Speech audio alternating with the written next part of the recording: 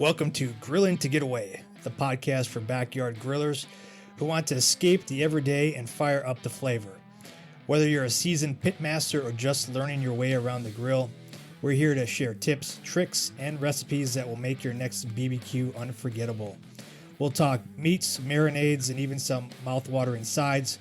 Plus, we'll answer your grilling questions and dive into everything you need to turn your backyard into the ultimate grill zone.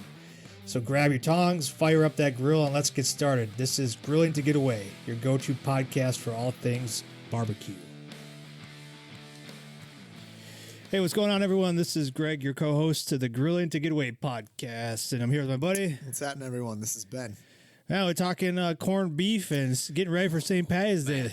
How pumped are you? Dude, I'm so pumped. Yeah. I put the question out to our Facebook friends, and I got some tips from some folks that follow us on the socials. Good Lord knows we need all the tips. I know, right? Greg, that's why I put it out there. Smart. Hey, help us dummies out. Please. Right. So no, I'm looking forward to talking about that, man. We got St. Patty's Day is next week, so we're prime prep time right now, and look at us getting ready ahead of time. So it's taking how long? Well, 5 years now. Okay. But we've been cooking and grilling for 15 plus, so almost two decades about. Closer. Yeah. Getting closer, Greg. And, baby steps. A little bit better each day. That's what we say. It took us that long to get here. Yeah.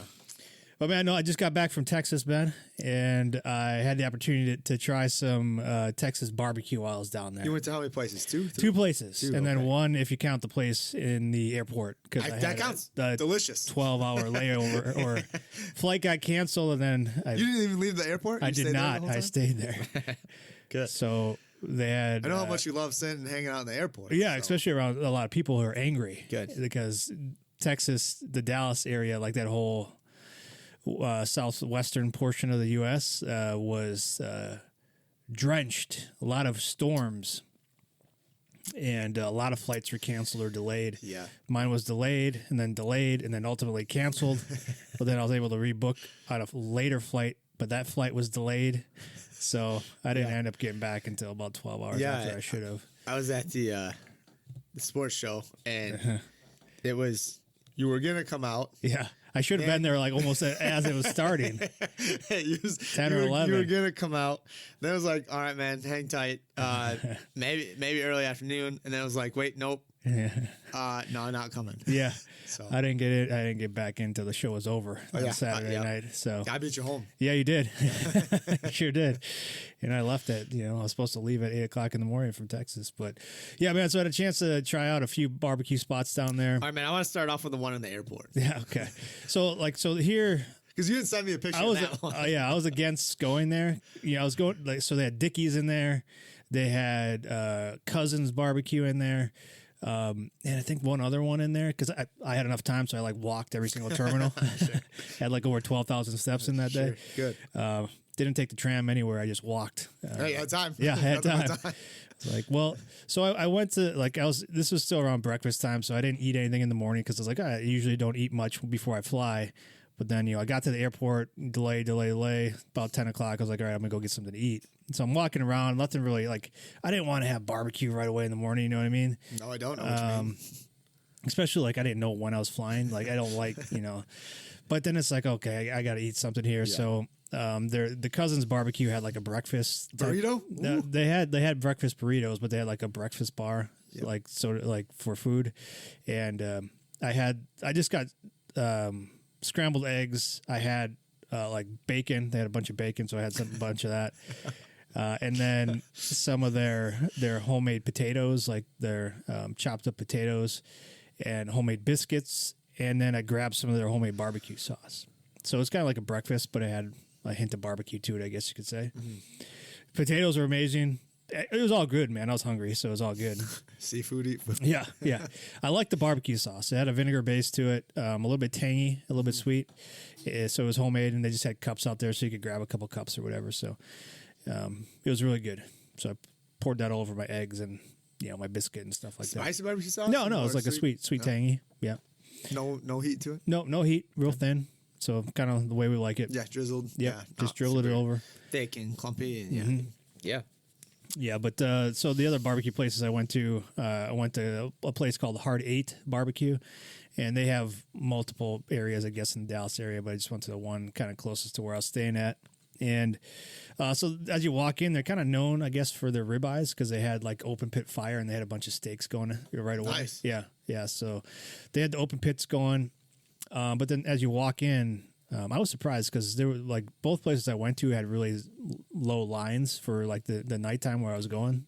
Because when I was in San Antonio last year, like I went like at 7:00 at night and the line was still way out the door. Yeah. You know. And then we went to Arkansas, last year. We waited. Yeah. We waited for quite a bit around dinner time. Like these places like have it down to science. So like you have lines and then they have 2 lines, so you can go either way. And but the menu for Hard 8, brisket, ribeye, they had poppers. They had chicken, quarters, they had ribs, obviously they had jalapeno cheddar, sausage, and turkey. Did you get one of each? Yeah, I said just load it up. Yep. No, I tried the brisket, I tried the jalapeno cheddar sausage, and I tried a little bit of the pulled pork that they had there. More traditional this time? Yeah. This time I went a little bit heavier too on the meats. So about a half pound each, and then I had no, not the pulled pork. The pulled pork, like I shared with my guests, they offered that. The rest of the stuff, you said, don't look at it. Don't touch. Yeah. And prison rules. This is Greg's plate. Greg's plate. Get out of here. And I had some coleslaw as a side, and then I had a nice. It was a chocolate pecan pie. I had to. You sent me a picture of that. I did. Yeah, I had to partake in that. Yeah. And so, like the sausage was great, man. The jalapeno cheddar it had a nice kick to it. Like I was sweating a little bit, so you could definitely get the jalapenos there. Yeah. It was a nice smoked sausage, so I liked it, enjoyed it. The brisket, man, I wasn't too impressed with it. Texas style brisket, I was expecting like a bark on it. This one didn't really have much of a bark. It did seem like that traditional, like kind of salt pepper. Yeah, I mean it did. But they were wrapping in tinfoil, so when they pulled it out, like there was really no bark. It was kind of more of a roast, like we talk about. Where could you see them wrapping it? Yeah, I mean, so when you walk up, like up to the line, like they have it in the heaters behind it, Gotcha. so they're pulling it out of there and slicing it up in front of you. So I mean, it was moist, obviously, but it was kind of more like a roast. There's really no bark on it at all, and I like a good bark, like a little bit of a crunch on the top. So, coleslaw was just your traditional coleslaw, not as mayonnaise based as we are here. And then obviously the big old scoop of mayonnaise. Yeah. A little bit of that cabbage on the inside. Right.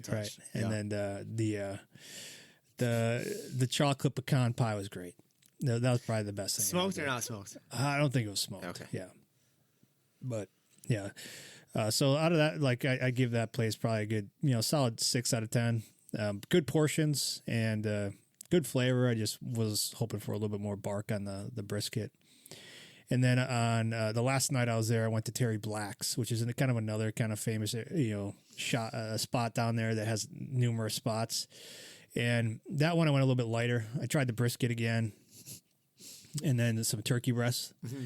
And then I tried their smoked sausage. I didn't get like the jalapeno cheddar because I guess jalapeno cheddar is kind of a staple down there because most places have it. So I just went with the traditional smoked sausage. It seems like it's kind of everywhere, right? Yeah. Like I'd say majority of the time that we go places, wouldn't you say they have a smoked? Yeah, they usually have a a jalapeno cheddar. I'd say so. Brat and stuff. Yeah, I think so. So that, and then I got for the sides mac and cheese. Yeah, it looks good. Dude, the mac and cheese was good. Yeah, the mac and cheese I'd probably give a good 9.5 out of 10. Jeez. Yeah, it was good. Nice and creamy. Yeah, it looks creamy. Did they smoke that though? It wasn't smoked, but they had like a nice flavor to it. I couldn't put my hand. I think a little bit of dill in there, maybe. Look at you, man. Yeah, look at that. But it was real good, creamy. I liked it. I enjoyed it. Turkey was good. So at the first place, Hard 8, I didn't have any of their barbecue sauce because I typically don't like to use barbecue sauce if I'm trying something for the first time. We didn't pop any on like the nope, didn't pop any on anything. Or anything. Nope. Okay. Yep. And then at this place though, they had their own kind of homemade stuff on the tables. So I tried their sweet and tangy one. It was really good. And I used that just kind of on the side for some of the some of the turkey. Yeah, because turkey's tough. Turkey's tough. It could be a little dry. This was moist and had a good flavor to it, but you could always use a little bit more moisture. So I used some of their barbecue sauce on it. So out of the two places, I'd say the Terry Black's is probably better. The brisket had a nice bark to it, a nice crunch to it, like a salt pepper. You could definitely taste the pepper. Yeah. Which I like. The other place you couldn't really get much of that. And then the sausage, I like the sausage better at the second place too, even though it was just a traditional. It had a nice smoke flavor to it that you could definitely pick up. So if I had to choose between the two, I'd go with Terry Black's over the Hard 8. But glad I had the opportunity to try it out. Definitely good. Oh, I like that, man. I made a point of it. I was like, I gotta maybe skip some of this conference meals and stuff like that and go out to find make it worth it. Yeah, for sure. Yeah, we don't get to make it to Texas too often, man. Right, so right. Like, yep. when you're down there, When you're down there, gotta try it out. So I was in Terry Black's. I'll show you the picture here. They had the pits out front, and you could do a pit tour. They had pit tours and stuff. Did you have to pay for that? No, they're free. Okay. Yeah, That's just pretty cool. line up outside. Did you do one? No, I didn't. Okay. You could just see them from where we were at, and I didn't need a real tour of it. But I'll show you here. They got the nice. Maybe go in and teach something.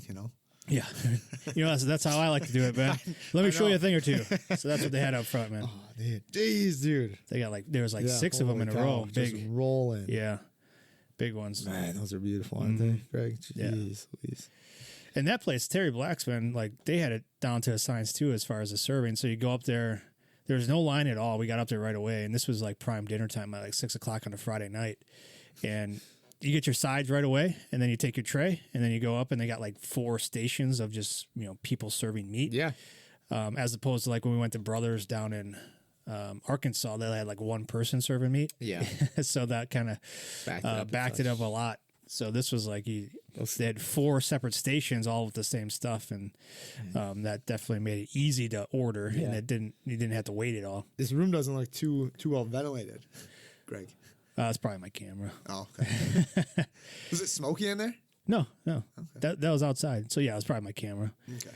So as you're walking in, these are all covered, obviously, but it's a big open area. Nice. Yeah. Okay. Gotcha. Yeah. How many are there? Oh, they're just huge, huge drums, man. Big drums. Yeah. Yeah. So it was a good time, man. I'm glad I had the opportunity to do that. But coming back home now, Did you try ribs anywhere? No. That surprises me. No, man. I kind of over ribs, I guess. No, I don't, Greg. Okay. That's weird. Well, I would go into places I can make ribs at home. Easy. Not. I like to try people's brisket, but I can do pulled pork too. Man. Yeah, pulled pork. Which brings me to something I heard this morning, Ben, and somebody was asking a bunch of, I guess, quote unquote, famous influencer barbecuers about their most overrated types of cooks or meats. Yeah. A lot of them said pulled pork, Ben. You said it was overrated? Yeah, overrated. That, I didn't hear any brisket. I heard pulled pork. Yeah. What else did I hear? No, what was another one? Ribs. Someone said ribs. But yeah, pulled pork was kind of the most one where everybody said it was kind of overrated. Oh, and bacon wrapped Oreos. Dude, yeah, of course. That's so funny, man. I saw something like that the other day too. I don't remember what it was on. I don't remember if it was in a book that I was reading something and I saw it, and it was they were peanut butter Oreos wrapped in bacon. I was like, I'm not eating that. Yeah, that's a lot. I asked my son about that. I'm like, dude, look at this. Would you eat this? He's like, I don't think your so. boy eats a lot. He's an eater. Yeah, he is an eater. He usually doesn't turn it down. No, and he That's loves what I Oreos. like about him. Yeah, dude. I don't know, man. I don't think I could get on board with that one. Yeah, that's a little too much for me. That's too much for me. Peanut butter Oreos. I don't even think I'd eat a peanut butter Oreo, dude. I don't know. That's true. It's just not. It's pretty heavy. Heavy stuff, man. Yeah, I said the same thing. I was like, yeah. I know you would eat smoked corned beef. Oh, dude, I am so excited. We are about a week out, and it's St. Patty's Day. Love it. You got smoked corned beef. I know you brought a list of other things that you might want to try, but so I posed a question out there this morning, Ben, to our followers on the Facebook channel, and I asked, we're going to be talking about smoked corned beef on the podcast. what are some tips that you have for us so we can share? And our buddy Tony chimed in. Nice. Let me just see if we got any more responses here. But Tony was one of the first ones there. So he says, this is in relations to corned beef. He's soaked them before. You know how you take them out of the package. Sometimes you can soak them. He says he's rinsed them off and not soaked them, but he really prefers just the rinse off. So you take it out of the package, you rinse it off, and then you use smoked paprika, garlic powder, black pepper rub, no salt because it's usually pretty salty. It's already pretty. It's already there. Yep. So he's like, best results is just doing it that way. He says usually when he soaks it. Did he say what he soaks it in? It's usually like a salt brine. Oh, I got you. Yeah, you know what I mean? Okay. Sure. So, he says always have the best results with not soaking it. And the soak always seems to mute the overall flavor to it. And disappointed both times he's done it. So, so if you're thinking about you smoking a corned beef, that's Tony's tip is not to soak it like some people recommend. He's saying, hey, just rinse it off and then season it and then throw it on. But man, let's get into it here. So, corned beef, you can pick it up at prepackaged. That's usually how most people do it, right? From the grocer, and it comes with a little packet of seasonings and spices and herbs and stuff like that. That's like the smallest little packet. packet. Yeah, it's like a little packet. And so, what are you doing to prepare that, Ben? So you get it, you come home, you're getting ready to put it on the smoker. What are you doing, dude? Again, it's pretty much ready, right? It is ready to go if you just want to do that. It's pretty much ready. Like I've never soaked it. I've done it where I rinse it because it like some of that stuff it's kind of nasty on the outside, real because it comes in juices. Yeah, so it's juicy. The juice is inside of there. Yeah, I'll rinse it and then I'll pat it dry. Yeah, pat it dry. Let it kind of hang out. And then honestly, man, like I like to season it with our like ground pounder, all-purpose garlic seasoning. But what I'll do too is you can take that little packet that you get, and I'll put that like in a bowl, with the ground pounder and like mix it up. So it's kind of in there and stuff. I do the same thing. Yeah. Why waste it? Yeah, I think the packet's fine. But we like to add to it, modify it, and you can use whatever flavors you want. You know. You could just use that packet if you don't have anything else, but, add in some more black pepper is usually a good idea, or whatever your favorite barbecue rub if you want to spice it up a little bit. Do you use a binder at all? I was just going to ask you that. That's funny. I saw a video where someone used mustard. Yeah, I know people have used mustard. I don't use any binders. That reminds me, when I was at the sports show on Sunday, somebody was talking to me about their brisket. And he uses beef tallow as his binder. Okay. And then he uses our sweet heat as the rub. Yeah. That's it. That's all he does. Nice. And he says, like, you'd be surprised at how many people come up to me and say this is the best brisket they've ever had. That's awesome. That's awesome. Great. Yeah. Do you use beef tallow, man? I have some, but I don't use it. It's in the freezer right now. Is it? Okay. Yeah. Is it like you bought some? It came with a cow I bought a few years ago, I think. It came separate? Yeah. If you wanted to, they would give it to you. Yeah. Yeah. See, like, I see stuff a lot. Yeah. Where people are using like beef tallow and stuff. I just never do it. I don't know, man. Maybe I could give you some. I got plenty. Yeah, maybe we'll try that out at some point. But I don't know, man. I don't know. Well, getting back to the corned beef, man. I don't use a binder. No. I like to pat it dry, like you said, and then I like to rub it down. I do use our garlic seasoning. I use the packet that it comes with it, and then maybe I'll put in a little bit of our Memphis style rub on there too, just to kick it up just another notch of flavor there. But yeah, you can definitely do what you want with it. Yeah, I mean, or some people that don't do anything on it. Yeah, you don't have to do anything. Just leave it the way it is. Use the packet or not use the packet. I know my mother-in-law, man. She used to just take it and she put it in the crock pot with, and then just like Guinness. Yeah, for sure. Just low all day. Yeah, I mean, growing up, usually when you have like corned beef and cabbage, like it wasn't on the grill ever. It was always in the crock pot. No, it was always in the crock pot. I think my mom would do it. And almost like the big like Dutch oven right thing, like just on the stove on low, like all day and stuff. So you got your cabbage in there, you got the corned beef, you got carrots, you got potatoes, Dude, but like it's so funny, like I don't remember my mom doing corned beef. My mom would do like ham. Okay. it'd be like one of those like the ham steaks. Yeah, yeah. You know what I'm talking about? Like they're like real thick and stuff. Like No, we did the traditional. My mom would always, do the corned beef. Yeah, dude, we never did corn. We didn't do much corned beef until I started dating my wife in college and stuff. And her mom would always do the corned beef, and it was fantastic. It was good. That's one of the things too. Like growing up, I mean, just in our household, like mom was usually the one making it. Like so now it's like, okay, how can I kick this up a little bit? Throw it on the smoker, throw it on the grill. So we've liked to throw it on the smoker. We got a couple of recipes out there too at burnpitbbq.com. You can go out there and look and search for corned beef. But we got the Guinness corned beef out there. That's what I'm gonna do. Yeah, that's what you're gonna do. That's what I'm gonna do. So let's walk through that one, man. Yeah, man. So this is kind of how I'm gonna prep it this year. I'll take it out, have it ready to go. Pull it out of the freezer probably 2 days before. Let it kind of sit in the fridge overnight. Get it out. Rinse it off like kind of that next day, and then I'll cover it. I'll get the seasoning out, and then I'll put it back in the fridge and let it just kind of hang out in there overnight. And then I plan on, like, I think both my kids have practice like that night, so I'll get up, probably get the grill rolling at like 4, and just let it just ride. I've seen a lot of stuff too, keeping it around like 170, 180, kind of nice and low. I don't know, man. I've seen some videos too where people have been doing it like overnight, so I might test that. But all right. The one video I did see, I'll be honest, it was through Kendrick's, man. I've been watching like a lot of his stuff lately has just been jumping out. It's on my like YouTube feed, just checking stuff out. Yeah, like, they're feeding you that algorithm, man. Sure, there you go. He's crushing it. But like I like kind of how he does things. He cracks me up, man. Like.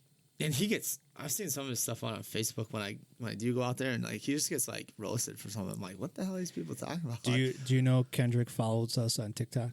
Does he really? He does. No, he comments on our videos. Does he really? Yeah. Oh, man, I'll have to reach out to him. Yeah, man. Thank you. Maybe we'll get him on the podcast. I bet you he's a nice guy. Messaged us before, He seems pretty cool and stuff. And I don't know. I like his style. He just kind of he doesn't care. He's a laid back guy. And he's California just laid back. You can tell, man. He cooks because he loves it. Yeah. He honestly does not give a damn what people think. Right. Yeah. And I appreciate that. Yeah. Because I don't like that's not easy. Right. Especially when you're at his level and stuff. I mean, he just doesn't care. And like I've seen some of his comments, like. One of the comments that he posted, like some dude like said some stuff. He's like, "Nah, man, my backyard, my rules." And I was like, "Hell yeah, yeah, there you go." All right, okay, yeah. I thought it was funny. But anyway, so like he's just doing like full size briskets, yeah, like full size. He always does corned huge beef and stuff. Yeah. They're already like corned and ready to go. Like this one, the one that I got, it's not that big, right? So, obviously, we're not feeding like. I don't know who he feeds all that stuff to, but he must be feeding a bunch because he's doing it like every day, and he is cooking like a ton of food. Yeah. So mine's not that big. So like I said, I'll probably just start like kind of in the morning, and I just wanted to just let it ride, just kind of all day. Absolutely. And in the past, I've put it in like the tin pan. Yeah. This time I'm gonna let it ride. Do you put it on the grates first, then put it in tin pan? Before right away. Okay. Before so I would. This time I'm gonna let it go on the grates. Yeah.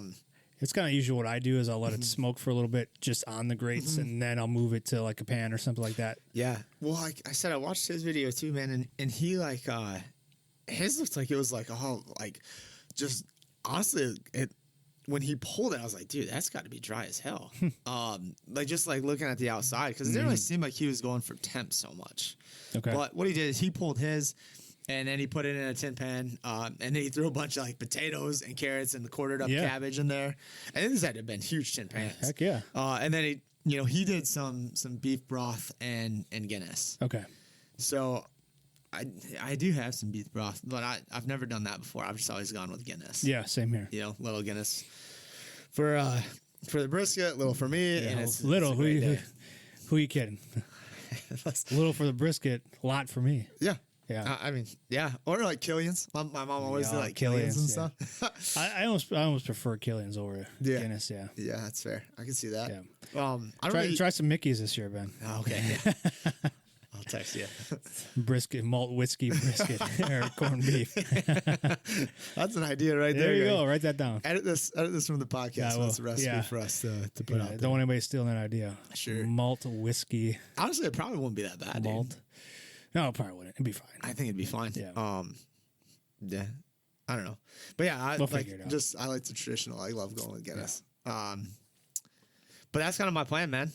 Just gonna cook it all day. Now, do you have a smoke preference, like type of flavor? Like the corned beef? I don't know, man. Something kind of light. Like I don't. Yeah, nothing heavy. I don't know. Nothing too heavy. Like I probably wouldn't go with mesquite. I'd maybe do hickory, probably pecan, or go maybe like maybe a cherry, I guess. Sure. But honestly, probably like pecan or like you could like in like post oak, right? Yeah, right. If you can get your hands on some of it. Traditional and stuff, I guess. Around here, yeah.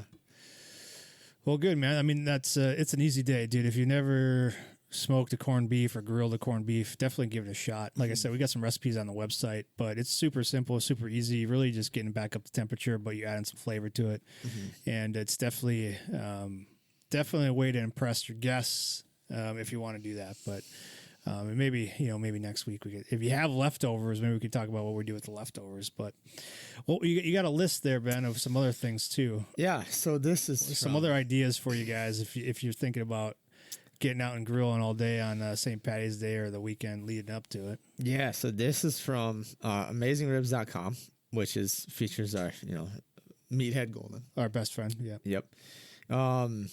So he's got a solid list out here, man, with just kick up the flavor this St. Patty's Day. So he's got let's see, what does he start off with?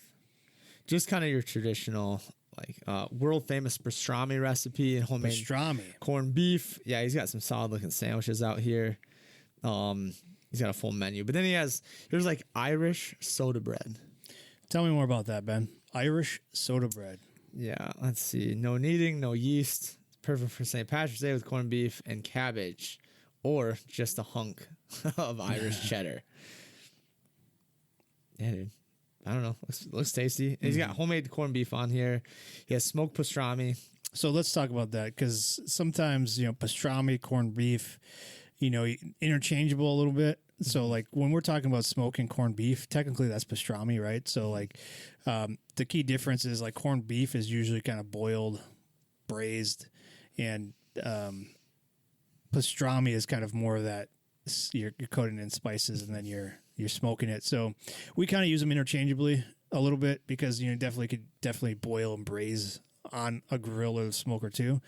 But I just wanted to point that out in case people come at when I put the smoked corned beef recipe out there. What'd you get? You always get. Well, that's just pastrami. Okay, yeah, man, sure, yep, you got it. You got me there, sure.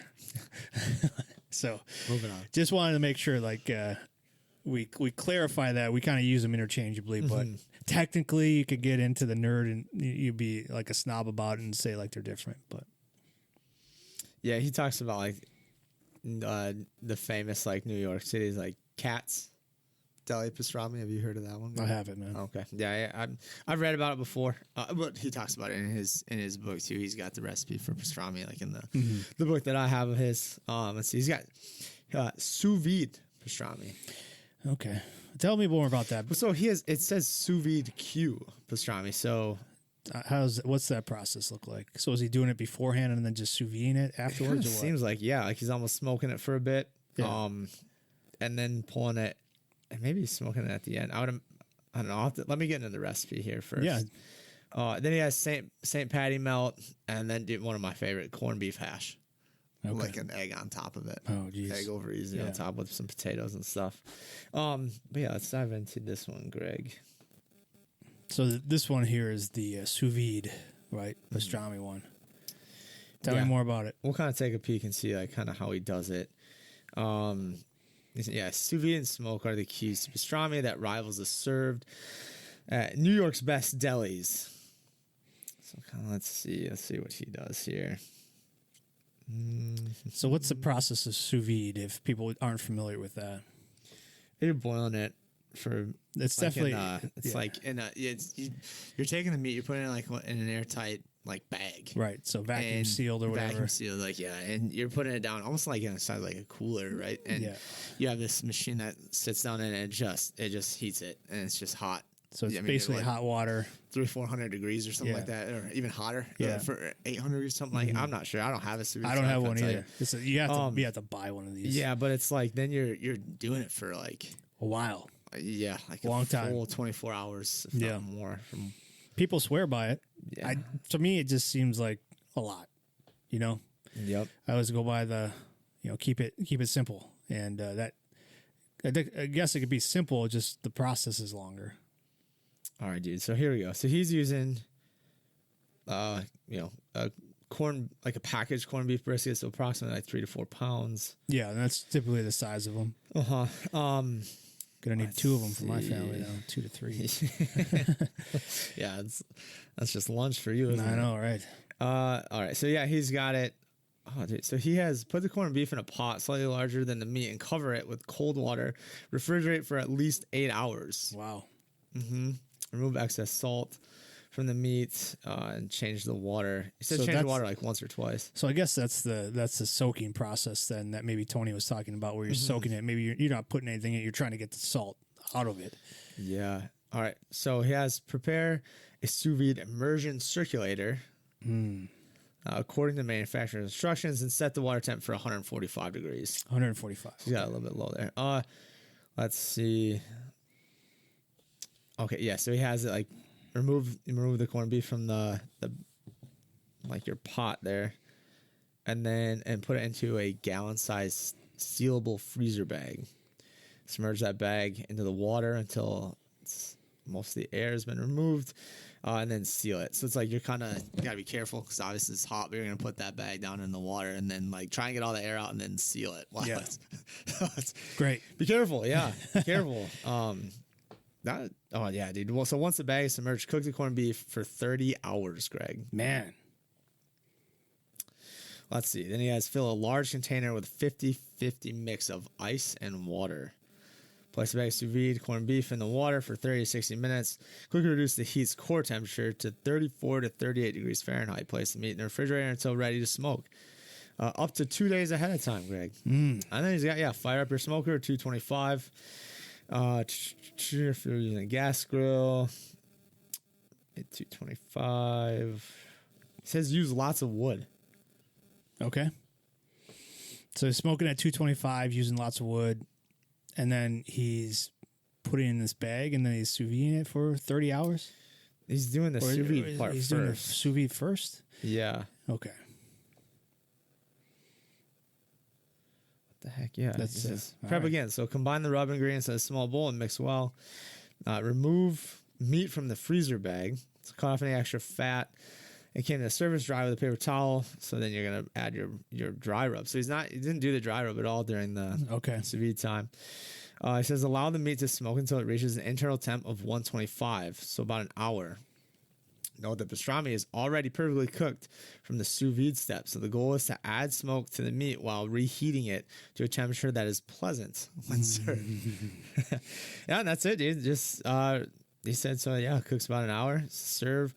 Remove the pastrami from the grill, wrap it in a double layer of foil, and allow it to sit for 1 hour before unwrapping and slicing against the natural grain of the meat. May I recommend a rockin' Reuben sandwich? So essentially from the start to the end of this process, it's like 4 days. That seems like it, doesn't it? Yeah. So you're soaking it overnight for like 12 hours, you said, or whatever. Then you're sous videing it for 30 hours. Yeah. So maybe 2 days. 2-3 days. 2 to 3 days. Yeah. Better start prepping now. Yeah. I don't know. To me, it just seems like too much. But That's the sous vide process. I know, man. Right. I mean, you're doing it so you get its multiple steps. From what I've heard, I don't have a sous vide stuff. I've never done it. Same. What I'm told is like, yeah, it's the best tender steak that people have had. Sure.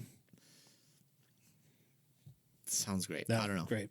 Another option for you. Yeah. If you have it, if you got one, try it out. Yeah. Meathead, he's got the recipe out there. But yeah, man, Becky and I were just talking like a commercial for Arby's roast. Reuben's came on the TV last night as we were watching. We both said, "Oh, we got to have some Reuben's soon," because we like to make them at home. So it's prime time for that as well, man. A little bit of some rye bread. Got some Sauerkraut. some Swiss cheese. And then Put Thousand Island on it. I usually put it on the side, something to dip it in. Yeah, you can't have it without it, man. That's what I say. But those are delicious, and something if you got a little bit of corned beef afterwards, some pastrami after, use them for some Reuben sandwiches. If it makes That's it what to I that said. point, That's what I said. that's a big push, isn't it? You're just gonna have to buy 3. Yeah, that's what. To buy 3, and then after day after, you go back and you pick up 5 more for the freezer. Yeah, yeah, man. Yeah, I'm pumped. It's coming up quick, dude. It is. So we got some options on how you can cook it. Mm-hmm. Dude, I've even done in the past, dude, and one of the best ones I ever had. I did it on the grill, but I had it kind of covered the whole time. Yeah, and it was super tender. It was great. I had with kind of Guinness and some water in there, and there wasn't much, so it was it was we kind of talk about you can boil on the grill, right? So this is almost along those lines where I had it wrapped, but not fully, on the sides. I kind of had it vented, so you'd pick up some smoke and stuff. And then after a while, I just completely closed it off. Okay. You mentioned bark stuff. I'll tell you what, you're not gonna get bark with that, right? So it just depends on what your goal is and how you want to cook it. And that was one of the best ones I ever had. You could take a fork and it would just pull peel, apart, yeah, just peel off. I wasn't really slicing it and stuff. I think I got a picture of you digging into that. Man, that was one of the best ones. Yeah. Yeah, you definitely do what you want with it. You got some options. Yeah. We obviously recommend doing it on the smoker, doing it on the grill if you have an opportunity to do that. Even if it's just for a little hint of kiss before you put it into the crock pot or whatever like that. Or you can do the opposite too. Yeah. Just, do it, start it in the crock pot and then finish it off on the grill. Or, either way, I'd probably, I know how I'm going to cook it. I've already mentioned. But you can start it on the smoker and then put it in, but you're not going to get that bark or anything. Yeah. Right? So. Yeah, for sure. All right, man. Well, that's good. I think that we'll end the episode here with that one. Hopefully you guys get a chance to get out there and try it out. If you do, reach out to us, share it with us, what you're cooking, how you're cooking it. Or if you're doing something different for St. Patty's Day, we'd love to see what you guys are cooking. But yeah, man, that's all I got. That's all you got. Yeah, we'll have to talk. I got to talk to a ton of people out at the show this past weekend. Man, heard about pudgy pies. Pudgy pies from our best friends, Mad Dog and Meryl. Yeah. And then talked to one guy, his name was Pat, about he has a lot of turkeys, and he told me how he loves to use the turkey to make schnitzel. Schnitzel. Got to do a podcast on schnitzel soon. We'll have to do that too and test that out. But I know we're in March here. Man, I'm getting the itch to do another turkey soon. Yeah, I know. Yeah. So we'll get through this with the corned beef. And then, I got turkey. I've been thinking about turkey. That was one of the things when you told me you were going to, you're going to be down in Texas. I was like, dude, pick up some turkey. Let me know how it is. So try it out. I did, yeah. So, yeah, man. So glad you made it back. Thanks. Finally. We're moving into St. Patty's Day. So, again, don't forget the day after St. Patty's Day is usually when those corned beefs will go on sale. Yep. So you can pick one up. I always like to grab an extra one or two and do them over the summer. Oh yeah, for sure, man. It's always good to have extras in the freezer. Yeah, you can't go wrong. No. All right, man. Well, then we'll talk next week. Sounds good. Cheers. Stay easy.